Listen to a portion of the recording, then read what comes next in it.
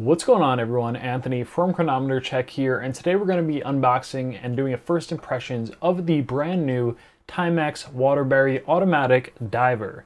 Now, this is a vintage inspired dive watch that kind of goes back to Timex's roots of the Waterbury, puts it in a little bit of a modern packaging, fully automatic. Let's get into the unboxing. Now, first things first, I did notice a little bit of weirdness. The box was like kind of taped up. I did just order it from Amazon, which was, the seller was Timex. A little bit of information about the Timex or the Waterbury and its history and its roots. Okay, this is quite a peculiar unboxing experience, I must say. It is a more affordable watch, but I don't know what I expected. Regardless, some instructions over here. Let's, take it off the pillow, get it in the hands. So now we could see the Timex Waterbury Dive Automatic in all its glory. Now, something that struck me right off the bat was its dial. So I actually did order one of three variations, and this is the silver sunburst variation. And you can see in the camera very, very subtly it picks up, but in person it does look much darker than I actually anticipated. Now I'm comparing this specifically to Seiko's, some of their gray sunburst anthracite style dials.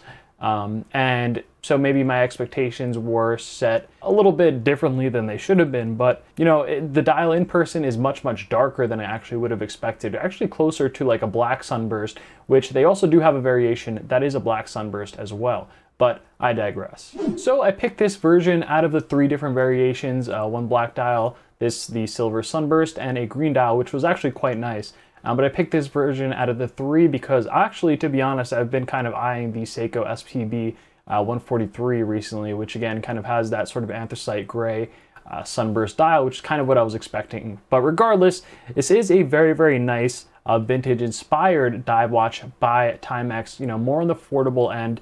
And I like that Timex is finally kind of, dipping back into some of those automatic movements in especially some of their older pieces and kind of refreshing them a little bit. Now, we do see, obviously, right off the bat, it does have a very vintage kind of skin diver style inspired design.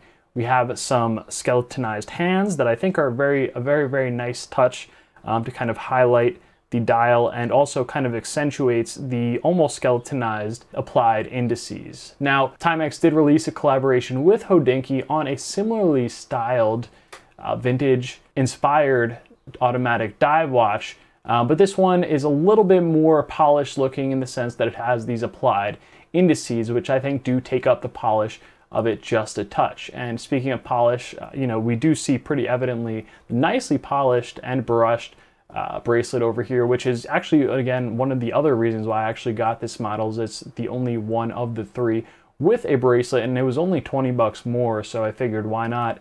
If I wanted to throw this on a strap, after, it'd be much easier to do that rather than get one of the other models and try to find an appropriate bracelet for it.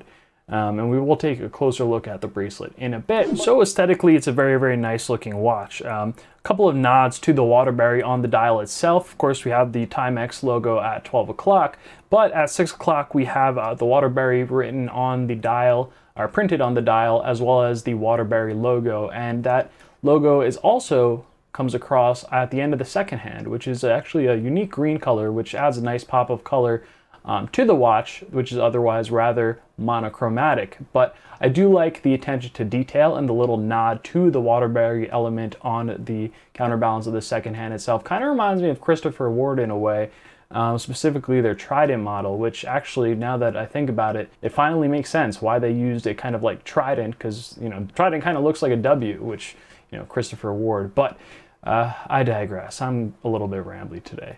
Now, of course, one of the most important elements on a dive watch, other than the water resistance, of course, 100-meter water resistance on this piece, more than adequate for my usage and pretty much anybody who's not a serious diver's usage. Like even most average divers, I think, only go like 15 or 20 meters to the depth of the ocean if you're lucky. So not to say that a higher water resistance is bad, but 100 meters water resistance is more than sufficient for, most people. But the other important feature is, of course, the dive bezel. We see here with a very nice detail in the sense that it is kind of geometrically sloped down, which kind of adds the skin diver aesthetic of the overall piece itself. It does kind of help keep the overall thickness of the piece down a little bit, and you know, actually looks really nice. Now, one little gripe I have about the bezel is the fact that the little minute marker ticks actually cut through the denotations at 15, 30, and 45. I actually wish that they actually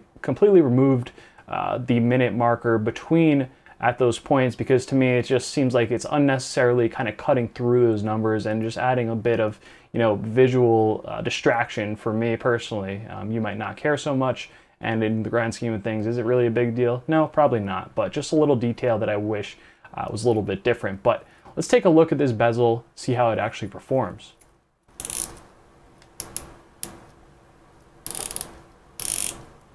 Ooh, so this is actually something that was quite surprising. Now again, it is a relatively thin and flat bezel, so not the easiest to grip, but it does have some very, very nice serrations on the coin edge to give you enough of a grip to actually turn. And the bezel action itself is actually very, very satisfying.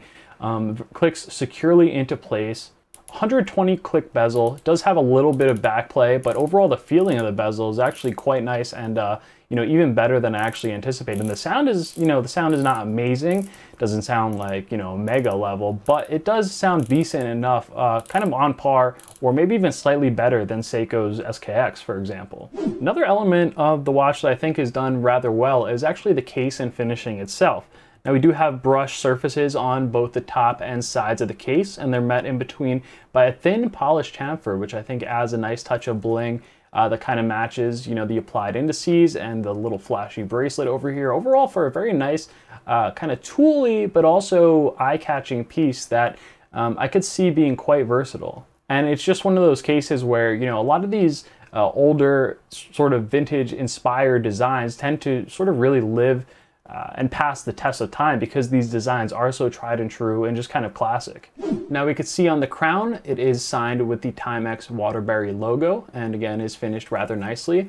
This movement is a Miyota 8 series movement, so unfortunately it is a little bit of the lower end of the Japanese Miyota movement. It's not bad by any means, just rather basic in the sense that, you know, it only has hand winding, does not have hacking, so to wind it up, you know, not the best feeling movement. Feels a little bit like there isn't any resistance when I'm winding it, meaning it feels kind of just a little too easy. That doesn't give me a sense of like assurance when I'm actually winding it, whereas some a little bit more higher end movements, when you wind it, you really feel the mechanical elements in a really good way. You kind of feel everything actuating, where in this case, it just kind of feels like, you know, I'm doing it, and you feel a little bit of resistance, but it doesn't feel like you're making a big impact on the movement. Speaking of the movement, we could see the movement through the see-through case back. You know, I do always enjoy that on the entry-level pieces. Yes, I know having a full stainless steel case back would probably reduce the thickness of the watch just a little bit. But on these, you know, more affordable pieces, I do think it's kind of cool for people who are, you know, using these pieces as an entryway into the hobby to be able to experience the mechanical movement behind. And like I said, this is a Miyota 8 series movement, so rather basic but reliable workhorse movement, kind of equivalent to Seiko's, you know, 7S26, for example. Taking a closer look at the bracelet, you know, the links are, like I said, brushed and polished and rather decently. Unfortunately, it is only a stamped clasp, not that I would expect anything different at this price point from Timex. However, it does have a nice Timex engraving with a rather slim deployment, which again kind of ties into that, you know, vintage aesthetic, rather than having like a thick kind of Rolex style dive buckle deployment that's like big and hefty. This is just kind of a little more streamlined and you know, kind of sleek, which kind of ties in with the rest of the watch, like, you know, the smaller bezel and etc. The overall feeling of the bracelet is okay. It's definitely not amazing, but at least the fact that it does look decent enough, I think is, you know, worth it for the extra 20 bucks or whatever. It does have hollow end links, so again, you know, not the most substantial bracelet, but it is an option. Now, one of my minor gripes about this watch is actually the crystal. It's only mineral crystal, and you know, generally that's okay, it's fine, as basic as it gets. It is rather prone to scratches, so I guess it depends on how careful you are with your watches. Obviously, at this price point, this watch is competing with watches like the Orient Komatsu, which has sapphire crystal, and even Seiko's, you know, more affordable divers have hardlex, which is not quite as good as sapphire, but still better than mineral, which is, you know, pretty much as basic as it gets these days. So that is going to be a huge downside for some, and something to consider when you're weighing this watch maybe against other, you know, dive watches in this price point. So now let's take a look at the dimensions of this watch and then how it wears on the wrist. So this is a 40mm dive watch with a 20mm lug width, a 13mm thickness, and a lug to lug of 46mm. Now 40mm in diameter I think is a very, very good size, as well as the 20mm lug width I think serves this watch very well. 13mm is slightly thick for this style of watch, but the downward sloping bezel does kind of help reduce the overall visual thickness of the watch. Now, the lug to lug at just over 46mm is a little bit longer than and I'm sure some other people would like. It is going to make this watch wear a little bit larger than other 40mm watches. Now, if we have for comparison the Seiko SKX, which is actually a 42mm diver, it does have a very, very similar lug to lug. So despite the fact that it is, you know, a little bit chunkier and a little bit thicker in diameter, it will actually wear relatively similarly. So why don't we throw the Waterbury on the wrist and actually see how it wears firsthand. By the way, quick wrist check. Today I'm wearing my Sugess, aka my Seagull 1963 clone. This is a panda dial mechanical chronograph with the ST90 movement, and I absolutely love it. I think it's a, you know, really good steal for the price, and the ST90 movement is one of my personal favorite sort of budget movements, and I just think they did a really good job. But I digress. Link in the description to all these watches. So taking a look at how the Timex Waterbury wears on my 6.5-inch wrist. Yes, I recently discovered it's 6.5 inches. Bummer, I know, size matters, but you can see the watch wears pretty well. I do think if the lug to lug was just even a little bit larger, it might start to get into too large territory. I think here it does wear very well. However, if you have wrists larger than mine, you know, if you have 7-inch wrists or greater, or even 6.5-inch wrists, I think it's going to suit you just fine. And it doesn't look bad by any means. But again, that lug to lug might be a little bit too much for some people who do tend to prefer slightly smaller looking watches. So overall, I think this is a very, very nice looking piece from Timex. I think they could do a little bit more to actually step up the specs for the price, you know, especially that mineral crystal. The basic 8 series Miyota could be a little bit better, but I'm not complaining, especially for the price. The bracelet is okay, but hey, at least it includes a bracelet, am I right? And the overall design and aesthetic, I think, is where this watch really shines. I mean, you know, this is a watch that I think looks fantastic. I think it's a little bit trendy, but despite that, I think it executes on that vintage dive style skin diver design very well and delivers it at an affordable price point, which not too many staple flagship brands are doing recently. We do see it from a lot of like micro brands, but we don't really see too many flagship brands really iterating on that design all too much, especially in the affordable range. Thank you so much for watching. Let me know what you think about this piece in the comments below. If this is your first time here, don't forget to hit that subscribe button to keep up to date with more future releases and watch reviews. If you did enjoy, I would appreciate if you could hit that like button. And with that said, thanks for watching. Till next time.